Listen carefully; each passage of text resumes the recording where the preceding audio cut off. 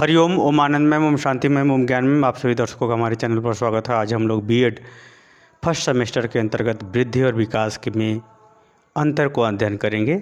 वृद्धि और विकास में क्या अंतर है, इसका अध्ययन हम लोग करेंगे। आपको मैं बता दूं, हालांकि वृद्धि को आपको कोर्स में पढ़ना नहीं है, लेकिन ये 2 नंबर के क्वेश्चन में ज़रूर पूछता है कि वृद्धि और विकास में अर्थ बताइए या 2 ठो अंतर बताइए। तो आइए हम लोग इसको देख लेते हैं, ताकि यहाँ से हमें किसी प्रकार के नंबर की हानि ना हो। अगर हम बात करें वृद्धि की, तो वृद्धि क्या है? वृद्धि मानव के विकास की मात्रात्मक पहलुओं से संबंधित होती है, जिसका हम मापन कर सकते हैं, जैसे लंबाई का, आपके वजन का, आपके कार्य क्षमता का, कि आप पहले इतना कार्य कर लेते थे अब इतना कार्य कर ले रहे हो, इतना वस्तु बना लेते थे अब इतना वस्तु बना ले रहे हो। ठीक है, आपके जो है स्पीड यानी दौड़ने की क्षमता का, यानी जिसका मापन संभव होता है शारीरिक विकास के अंतर्गत, उसे हम वृद्धि कहते हैं। और उसको वृद्धि। विकास क्या होता है? विकास जो है मात्रात्मक और गुणात्मक दोनों पहलुओं को शामिल कर दिया जाता है, क्योंकि विकास की एक व्यापक प्रक्रिया, एक व्यापक आयाम होता है, जिसमें शारीरिक विकास, मानसिक विकास, सांवेगिक विकास, गुणात्मक विकास, मात्रात्मक विकास और सामाजिक विकास, नैतिक विकास, धार्मिक विकास, राजनीतिक विकास, व्यवहारिक विकास, सभी विकास शामिल जहाँ हो जाते हैं उसे हम जो है विकास कहते हैं। यानी सभी आयाम जब शामिल हो जाते हैं उसे विकास कहते हैं। और जो आयाम शामिल होता है उसका मापन संभव हो, उसको एग्जैक्ट मापा जा सके, यमकेश पद्धति में या किसी भी पद्धति में उसे पूर्ण माप किया जा सके, उसे हम वृद्धि कहते हैं। आइए इसका अर्थ और अंतर हम लोग देखते हैं। तो पहले हम लोग व्यवस्थित रूप से वृद्धि का तो अर्थ समझाया जा चुका है, पिछले वीडियो में विशेषता भी बतलाई जा चुकी है। चैनल के अंदर चले जाइए, वहाँ से प्लेलिस्ट में सब मिलेगा, पढ़िए। अब हम चलते हैं वृद्धि का अर्थ देखने के लिए। तो वृद्धि क्या है? वृद्धि मात्रात्मक पहलुओं का व्यक्तिगत रूप से या विशेष रूप से मापन है। मात्रात्मक पहलुओं का क्या है? वृद्धि शरीर के मात्रात्मक पहलुओं का व्यक्तिगत रूप से या विशेष रूप से मापन है, उसे हम वृद्धि कहते हैं। जैसे मात्रात्मक पहलू में जैसे लंबाई है, वजन है, क्षमता है, आकार है, ये क्या है? मात्रात्मक पहलू जिसका एग्जैक्ट मापन संभव होता है। तो वृद्धि जो है हम शारीरिक विकास के मात्रात्मक पहलुओं का व्यक्तिगत रूप से मापन है, जिसे हम वृद्धि कहते हैं। आइए अब वृद्धि और विकास में हम लोग अंतर को देखते हैं। विकास का विशेष रूप से अर्थ और विशेषता पिछले वीडियो में बताया जा चुका है, आप उसे प्ले लिस्ट में जाइए, वहाँ से पढ़िए चैनल के अंदर, तो ज़्यादा अच्छा रहेगा। चलिए हम लोग इसको अंतर को देखते हैं। तो पहला अंतर तो सामान्य रूप से है कि वृद्धि हमारे मात्रात्मक पहलुओं से संबंधित होती है, जिसका मापन संभव होता है। और विकास गुणात्मक और मात्रात्मक दोनों पहलुओं से संबंधित होता है। गुणात्मक पहलू के अंतर्गत जो है बुद्धि की क्षमता, मानसिक क्षमता, सामाजिक क्षमता, सांवेगिक स्थिति, सामाजिक स्थिति, तर्क इत्यादि सभी गतिविधियां शामिल होती है गुणात्मक पहलुओं के अंतर्गत, जिसका मापन नहीं भी किया जा सकता या अनुमान लगाया जा सकता है। तो गुणात्मक और मात्रात्मक दोनों पहलुओं विकास के अंतर्गत शामिल की जाए। दूसरा अंतर अगर देखें तो वृद्धि का पूर्ण रूप से मापन, यानी इसका एक निश्चित रूप में हम व्यक्त कर सकते हैं, जबकि विकास को हम मापन की सीमाओं में नहीं बांध सकते हैं। पूर्ण रूप से मापन की सीमाओं में हम नहीं बांध सकते हैं, क्योंकि विकास के अंदर गुणात्मक और मात्रात्मक दोनों, जहाँ तक मात्रात्मक पहलू है वो तो मापन कर सकते हो, लेकिन गुणात्मक पहलू का कोई मापन पूर्ण रूप से संभव नहीं है। इसीलिए वृद्धि का मापन संभव होता है, विकास का पूर्ण रूप से मापन संभव नहीं होता। दूसरा अंतर। तीसरा अंतर हम देखें तो विकास के बाद ही वृद्धि होती है। जैसे मैंने पिछला वीडियो में समझाते हुए बताया था कि जैसे कोई पेड़ का जो बीज है, उस बीज में वो पूरा पेड़ समाया हुआ है। जब हम उस बीज को ज़मीन के अंदर गाड़ देते हैं तो वह धीरे पौधा बनता है, फिर वृक्ष बनता है, फिर फूल आते हैं, फल आते हैं। कहने का हमारा तात्पर्य है कि विकास पूर्ण रूप से उस बीज में समाहित है। तो कोई भी जीव हो, कोई भी जंतु हो, कोई भी वनस्पति हो, वह वृद्धि बाद में करता है और उसका पूर्ण रूप का विकास लघु रूप में हो चुका होता है। इसलिए जो है विकास के बाद ही क्या होता है? वृद्धि होता है। विकास के बाद ही क्या होता है? वृद्धि होता है। और जबकि विकास के क्या होता है? बाद में वृद्धि होता है। और जबकि विकास वृद्धि से पहले होता है। वृद्धि से क्या होता है? वृद्धि से पहले ही हो जाता है, वृद्धि से पहले हो जाता है। आगे चलिए, अगर हम बात करें, वृद्धि एक संकीर्ण प्रक्रिया है, क्योंकि इसमें व्यक्तिगत इकाइयों का हम मापन करते हैं। एक संकीर्ण विचारधारा है, एक लघु विचारधारा, एक विशेष विचारधारा है, यानी इसके संकीर्ण विचारधारा का अध्ययन, संकीर्ण विचारधाराओं को ध्यान में रखते हुए वृद्धि का अध्ययन किया जाता है। जबकि विकास एक व्यापक अवधारणा है जिसमें सभी क्षेत्र की गतिविधियां शामिल होती हैं, सभी क्षेत्रों का संयुक्त परिणाम शामिल होता है, इसलिए विकास एक व्यापक प्रक्रिया है। आगे अगर हम चलें, मात्रात्मक परिवर्तन। वृद्धि में मात्रात्मक परिवर्तन होते हैं जिसका मापन संभव होता है, जबकि विकास में मात्रात्मक और गुणात्मक दोनों पहलुओं शामिल होते हैं।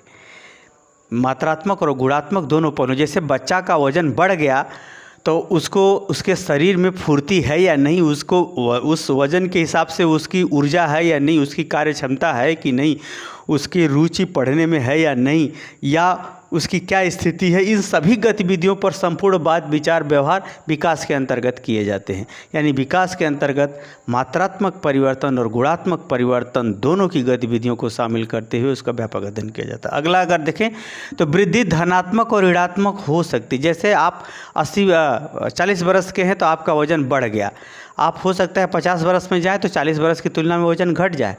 अर्थात वृद्धि धनात्मक और ऋणात्मक दोनों में हो सकती है। जैसे अगर आप कोई कार्य करते हैं तो कार्य करने की क्षमता आपकी शरीर बढ़ जाती है, कार्य करने की क्षमता आपकी बढ़ जाती है, लेकिन अब कार्य छोड़ देते हैं तो कार्य करने की क्षमता घट जाती है। यानी जिस क्षमता का हम मापन कर सकते हैं उस क्षमता का जो है बढ़ना और घटना यानी धनात्मक और ऋणात्मक हो सकता है। इसीलिए वृद्धि क्या है, धनात्मक और ऋणात्मक। जैसे आज आप दौड़ रहे हैं 400 किलोमीटर, बुढ़ौती आ जाएगी तो 100 किलोमीटर। आज आप दौड़ रहे हैं 400 किलोमीटर, बुढ़ौती आ गई तो 100 किलोमीटर। तो वृद्धि के अंतर्गत आपकी दौड़ की क्षमता एक समय बहुत ज़्यादा धनात्मक थी, अब कम हो गई तो एक प्रकार से ऋणात्मक हो गई। अगर हम बात करें विकास का, तो विकास जो है सदैव धनात्मक होता है, यह कभी ऋणात्मक नहीं हो सकता, शून्य नहीं हो सकता। क्योंकि विकास ये कहता है कि मानता हूँ कि उसको दौड़ने की क्षमता तो घट गई, लेकिन उसको सोचने की, उसके अनुभव की, उसके तर्क की, उसके संकल्प की, उसके उपदेश की या उसके समझ की इत्यादि गतिविधियाँ बढ़ गई हैं। यही कारण है कि एक पहलू ऋणात्मक होने से सभी पहलू ऋणात्मक नहीं हो सकते, बल्कि एक पहलू मतलब दौड़ने की क्षमता कम हो गई जरूर, लेकिन उसके अन्य क्षमताएं, अन्य योग्यताएं, अन्य दृष्टिकोण, अन्य व्यवहार काफ़ी बढ़ गए हैं। इसीलिए विकास जो है सदैव धनात्मक होता है, कभी भी शून्य नहीं हो सकता, जबकि वृद्धि धनात्मक ऋणात्मक हो सकती है। अगला अगर देखें, वृद्धि क्या है, एक प्रगति को आपको बताती है, एक प्रगति को आपको बताती है, कैसे आप प्रोग्रेस कर रहे हो, प्रगति पथ को बताती है वृद्धि। जैसे हमारी हाइट कैसे धीरे धीरे बढ़ी, तो ये हमारा प्रगति के पथ को बताया। जबकि विकास जो है परिपक्वता को बताता है, परिपक्वता का मतलब मैच्योरिटी को बताता है, मैच्योरिटी को बताता है। परिपक्वता मतलब आप उस योग्यता क्षमता के आधार पर आप पूर्ण रूप से विकसित हुए हैं कि नहीं, इसका आकलन जो है कौन करता है, विकास करता है। जैसे आप युवा अवस्था में जब जाए, यानी कि लगभग में आप 25 वर्ष के जब होंगे तो आपके शरीर, आपकी हड्डी, आपकी मांसपेशी, आपका ब्रेन एक प्रकार से मैच्योरिटी के कंडीशन में आएगा, परिपक्व हो जाएगा।